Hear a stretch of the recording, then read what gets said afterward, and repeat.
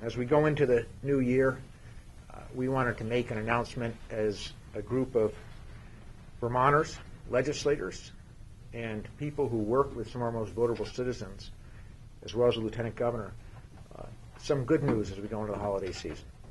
As you know, there is bipartisan consensus that the state of Vermont is too good, too decent, and too caring to let any Vermonter freeze in their home this winter.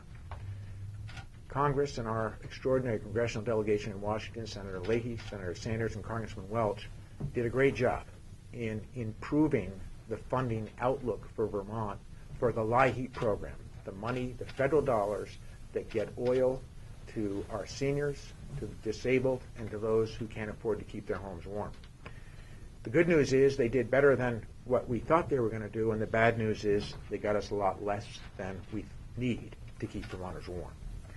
Last year we received $27.6 million from the federal government for the LIHEAP program, which resulted in an average benefit of $866 for each recipient. This year, we are going to get from the federal government $19.5 million, and that would result in a benefit of about $750.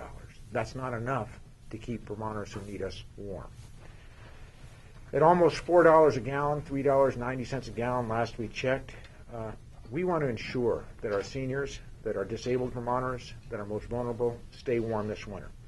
So we have agreed that we're going to make up the difference with the dollars that we have in Vermont to ensure that we keep the amount of gallons that were received last year available again this year at a similar level. That means we need to increase the program by 8% over last year, since when we take into account the projections for a warmer winter, but the higher price of oil, it will require more money to get Vermonters to the same place, the same number of gallons.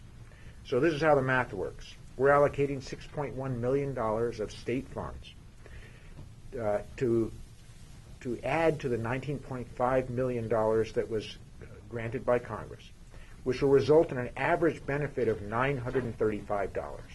So last year, the average benefit was $866. The federal allocation would have taken us only to $750 per recipient.